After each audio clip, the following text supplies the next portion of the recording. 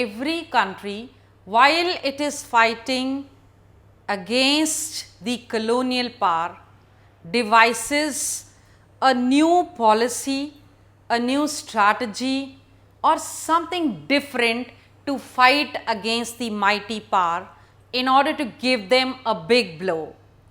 When I talk about it in context of India, I will say that Gandhi's Satyagraha, non-violence, was a new thing that the Indians and the world learned. We all know that had we picked up weapons, it would have not been easy for us to fight against the mighty Britishers. So, the use of non-violence, non-cooperation, civil disobedience, quit India, that is the movement which was peaceful in nature, forced the Britishers to leave India. Similarly here, when the Vietnamese were fighting against such a mighty power, they needed to have a support, a base for themselves. And the most important is the Ho Chi Minh Trail. This Ho Chi Minh Trail was in fact a symbol of the fact that the Vietnamese were making use of the limited resources that they had to the maximum extent. How? By the limited resources, they could fight against US, the mightiest power of the world. Now, this Ho Chi Minh Trail was in fact, what was it? It was an immense network of footpath and roads. So, the Ho Chi Minh Trail which you are seeing is a network of footpath and roads.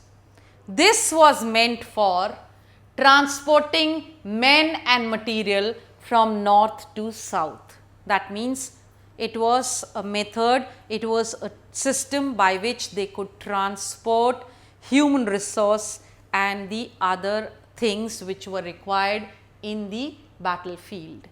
Now, this network of footpath and road, which was called as the Ho Chi Minh Trail, had support bases as well as hospitals. If there was a casualty, if there was an emergency, even hospitals were there on these roads.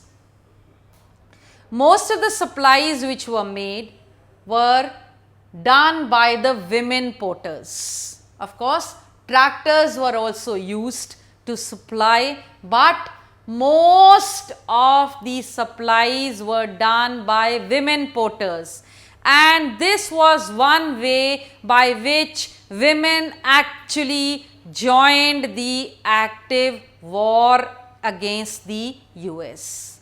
They would carry a lot of load on their back and move and see to it that the supplies reached in time.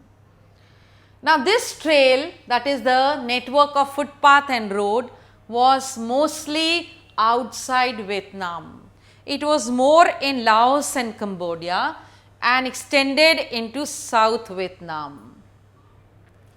Now, when the supplies were going so regularly, when the human resource and the other supplies reached so well at the battlefront, naturally the US had to do something to disrupt it. So, what did they do? They started bombarding and tried to disrupt the supplies. But a beautiful thing about it is that whenever the US bombarded it and destroyed it, the people of Vietnam immediately rebuilt it. So, the quick action that was done to rebuild it and immediately leading to the supplies and manpower there meant that they were actually involved in the spirit of nationalism, in the feeling of gaining independence from the US. So, that courage, determination, the will to fight against the mighty power led to their rebuilding it whenever they bombarded the US people, their trail.